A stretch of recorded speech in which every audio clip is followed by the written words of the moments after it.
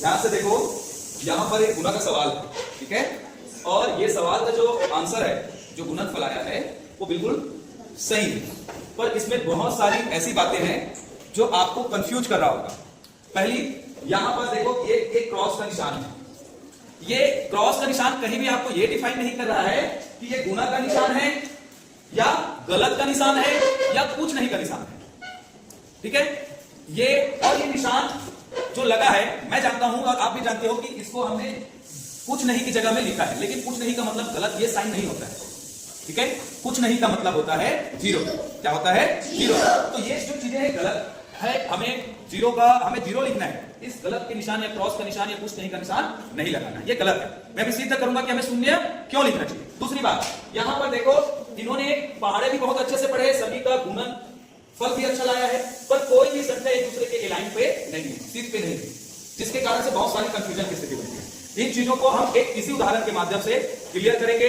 आप समझ जाएंगे कि हमें कट का निशान क्यों नहीं लगाना चाहिए, हमें उसके बदले शून्य क्यों लगाना चाहिए, और इसे हम अलाइन करना सीखेंगे बिल्कुल एक सीध पर, यानी कि जो जिसका स्थानीय मान है वो वहीं पर रहेगा, ठीक है।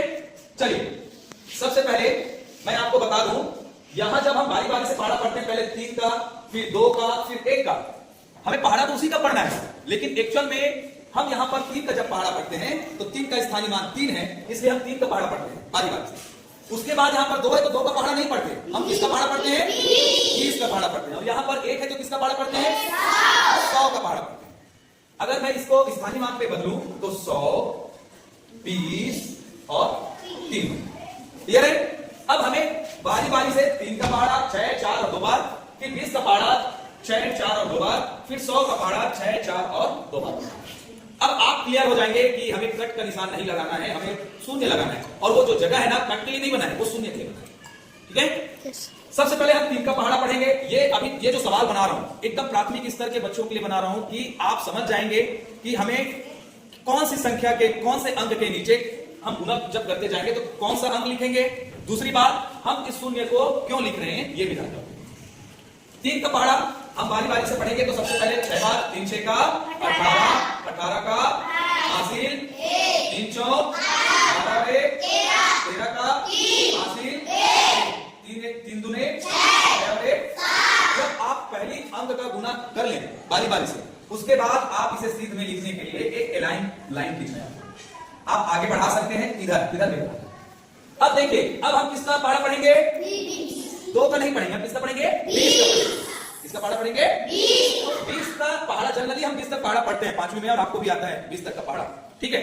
लेकिन अगर यहाँ पर 30 हो जाए तब थोड़ा कंफ्यूज हो जाओगे, तो कंफ्यूज नहीं होना है। हम यहाँ एक छोटा सा ट्रिक का उपयोग करेंगे और आप समझ जाएंगे कि शून्य को क्यों लिखा जाता है उसके नीचे, ठीक है। तो हम इस 20 के शून्य को यहां लाएंगे, इकाई जो आंसर आया था 3 का पहाड़ा पढ़ने के लिए, तो उसके इकाई में हम किसको लिख देंगे? शून्य। तो हमारे पास क्या बच गया? 2। अब हम 2 का पहाड़ा पढ़ेंगे। तो 2 6 का 12 का हासिल 1, ठीक है। फिर 2 चौक 8 और 1 9। आप ध्यान रखेंगे, जब इसका पहाड़ा पढ़ोगे और अगर वो हासिल वाला उत्तर आता है तो उसका हासिल उसके बाजू वाले को देना है, ठीक है। तो 2 चौक का 8 और 1 9 और 2 दूने 4। यहां तक हो गया। अगर आपको और भी डर है तो आप एक काम करो, ऐसी लाइन खींचिए,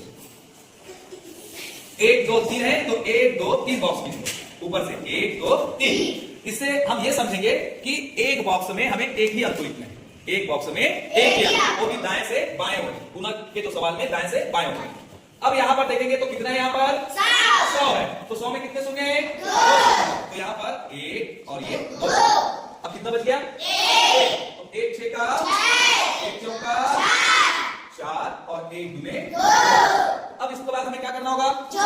जोड़ना होगा। तो जोड़ने के लिए धन का निशान लगाना होगा। तो कितने निशान लगाने होंगे? 2 निशान। क्यों लगाएं? आप भली भांति जानते हो क्यों लगाते हैं, क्योंकि इस संख्या का जोड़ हम इस संख्या के साथ करेंगे और इस संख्या का जोड़ हम इस संख्या के साथ करेंगे, ठीक है। अब हम जोड़ देते हैं 8 3 2 5 7 9 16 6 22 का हासिल 2। तो 2 के लिए जब भी हासिल 2 आप तो ऐसे इसे कोष्टक में बंद कर दो, ताकि आप सामने वाला चेक करने वाला या देखने वाला ये समझ जाए कि ये हासिल शुरू है, ठीक है। फिर 2 4 6 4 10 का हासिल 1 और 1 और 2। कोई बता पाएगा कि कितना आंसर आया है? 2200